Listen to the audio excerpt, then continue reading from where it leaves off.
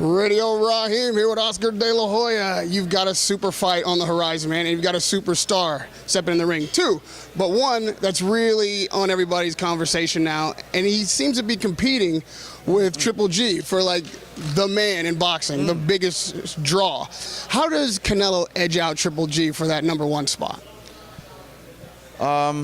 Continue winning fights. I mean, Canelo's the man in boxing now. I mean, in terms of marketability, in terms of selling tickets, in terms of pay-per-view, I mean, he's the man.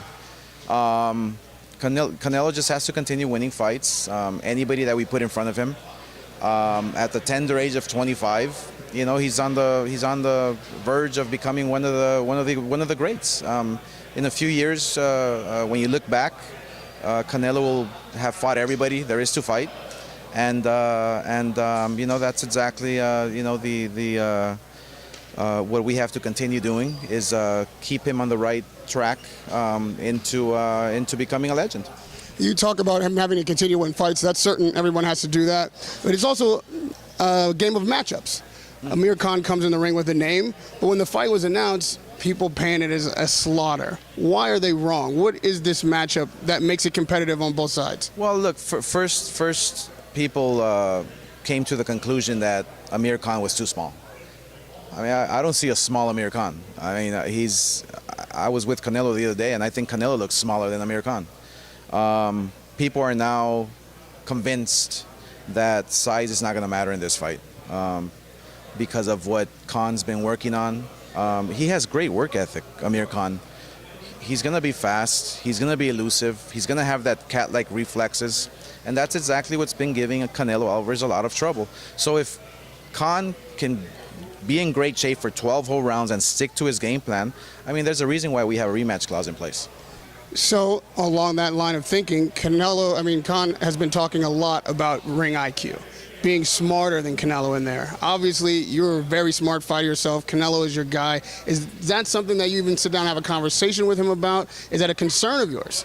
You know, it is a concern. It's a huge concern. When you have a fighter like Amir who can move side to side, who can use his combinations and have that cat-like reflex, it's a big concern. Canelo cannot rely on his power in this fight.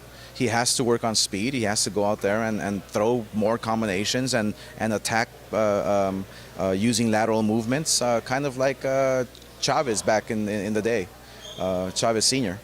So, you know, I mean, Canelo's getting better. He's getting stronger, yes. He's getting faster, yes. But he's learning that ring IQ that Khan already has. So you know, I think once Canelo learns that ring IQ, I think we're gonna see a very, very dangerous Canelo for many years to come. You talk about Canelo being the #1 and far and away, but in the fans' mind, there's a matchup that needs to happen. Obviously, Triple G and Canelo need to face each other. Now, this fight's at 155. Canelo is big enough to take 160. I mean, come on, right? We know that. So what is it going to require to get a real middleweight title fight to unify these belts and see who's #1 at their proper weight, 160? Yeah, no, I really think that Canelo Alvarez is a 154-pounder. I truly feel that he can make 154 with no problem. He's not a middleweight. Canelo is not a middleweight, and when he fought Cotto, you know, he wanted to fight Cotto because he's a legend, and obviously Cotto put the you know, he put some rules and regulations down for us, and we had to follow. And but I think Canelo, look, when he's ready, I think it's a fight that has to be made. I mean, it's not a matter of if, but it's a matter of when.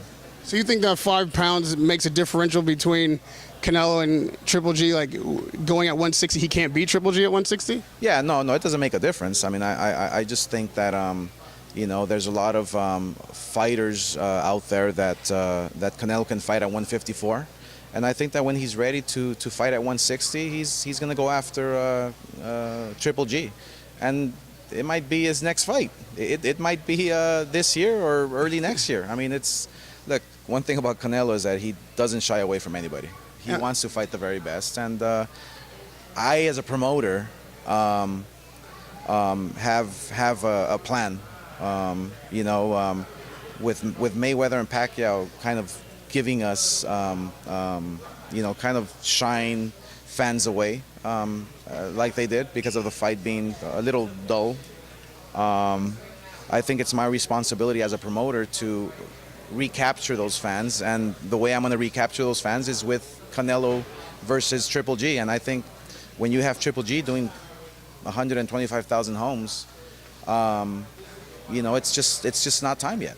And and like I said, I mean, it may be time at the end of the year, or it may be time early first quarter of next year. So, hopefully Triple G gets tremendous ratings this Saturday on HBO, and more people know him and more people watch him, and then so we can create a super fight. All right, so last on this line of questioning, because this is all fans are talking about.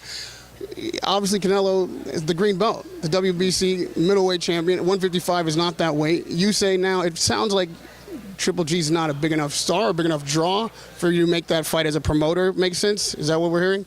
Yeah, I think my plan as a promoter is I want to make sure that we create a super fight, that we can attract those fans that the Manny Pacquiao Mayweather fight lost. And the only way we're going to do it is by creating a super fight, and that super fight is not ready yet.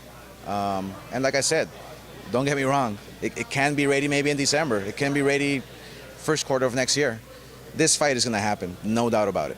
Well, hopefully we will see, for your sake, Canelo be victorious on May 7th against Amir Khan, and then we can get that super fight in the making. Radio Raheem with Oscar De La Hoya. I appreciate it, man, always. Thank you.